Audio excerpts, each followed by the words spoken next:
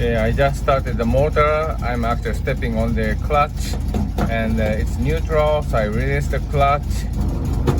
Yeah, this is the noise.